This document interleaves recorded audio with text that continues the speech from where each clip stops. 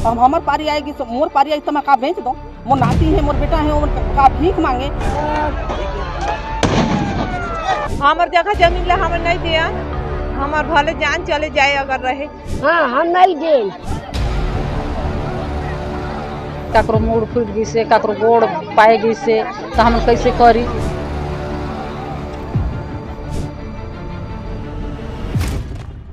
छत्तीसगढ़ के अंबिकापुर में पुलिस गांव वालों के बीच पहुंची थी, लेकिन अचानक लोगों की भीड़ उमड़ पड़ी, पथराव होने लगा और एएसपी सहित 25 से ज्यादा पुलिसकर्मी घायल हो गए।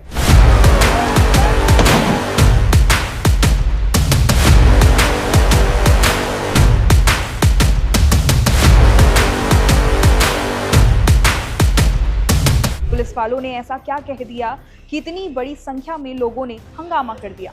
चलिए आपको बताते हैं क्या है पूरा मामला। नमस्कार, मेरा नाम है चारू अग्रवाल और आप देख रहे हैं IBC 24 डिजिटल। सरगुजा जिले के लखनपुर ब्लॉक का छोटा सा गांव परसोड़ी कला बाहर से भले एक साधारण गांव लगता है, लेकिन यहाँ की जमीन का हर टुकड़ा सिर्फ मिट्टी नहीं बल्कि विरासत, पहचान और कई पीढ़ियों की मेहनत का हिस्सा है। लेकिन दूसरी तरफ है अमेरा क्षेत्र की कोल माइन का विस्तार, जहां SECL ने साल 2001 में जमीन अधिग्रहित कर ली थी। गांव वालों का आरोप है कि सिर्फ 19% किसानों ने ही मुआवजा लिया है, वो भी उन्हें नौकरी के बिना मिला है। बाकी ग्रामीण अब तक अपनी पुश्तैनी जमीन छोड़ने को तैयार नहीं है, क्योंकि उनका मानना है कि मुआवजा कीमत नहीं, लाचारी बनकर रह जाती है और ये जमीन उनके लिए सिर्फ जीविका नहीं, उनका अस्तित्व भी है। हमार गाँव परसोड़ी कला का मिट्टी हम बहुत प्यारा है, हम नहीं देने चाहते। वो बस कोयला निकाल ही SECL खोद के बढ़ाए दी, हार बेंदर सब कुछ कर दी। अब हम इतना कहाँ जाए? मतलब हमार दादा ससुर कमाइस खाइस, बाबा ससुर कमाइस खाइस, हम ससुर कमाइस खाइस। अब हमार पारी आएगी तो मोर पारी आई तो मैं का बेच दो। मोर नाती है, मोर बेटा है, का भीख मांगे। नहीं, मैं वो सब नहीं चाहता हूँ। हमन खदान ला रोके बहुत विरोध करा था, तो जमीन हमार जगह जमीन ला हमें नहीं दिया, हमार भले जान चले जाए अगर रहे।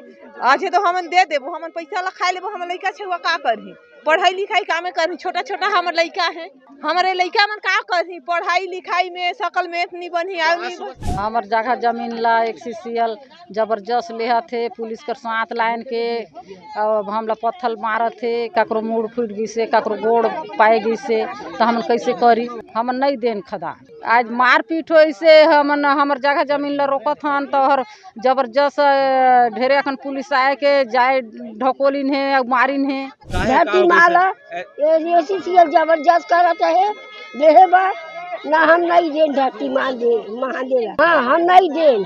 और मारपीट आज खूब करी से और ढेला को खूब करी से, हम नहीं दे ना, हम पैसा नहीं दे।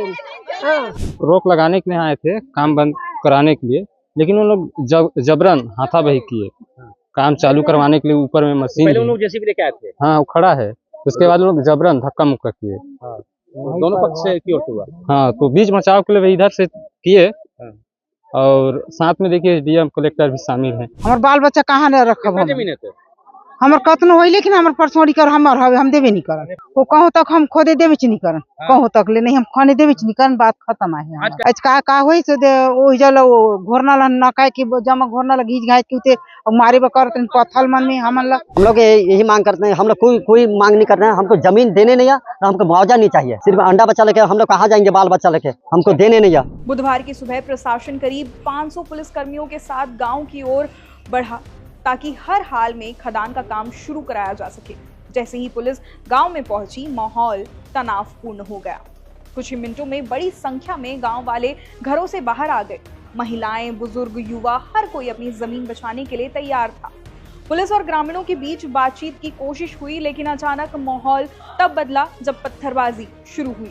इसके बाद जो हुआ वो कुछ ही मिनटों में पूरे सरगुजा को हिला देने वाला था। ग्रामीणों ने पुलिस पर तीव्र पथराव शुरू कर दिया, कुछ लोगों ने तो गुलैल तक का इस्तेमाल किया। पुलिसकर्मी एक एक कर घायल होने लगे। ASP और अपर कलेक्टर भी पथराव की चपेट में आकर चोटिल हुए।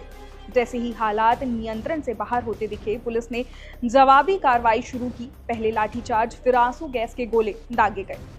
धुआं फैलते ही लोग तितर बितर होने लगे। चीखें, भगदड़ और अफरा तफरी का माहौल बन गया। इस झड़प में पुलिसकर्मियों के अलावा 12 से ज्यादा ग्रामीण भी घायल हुए।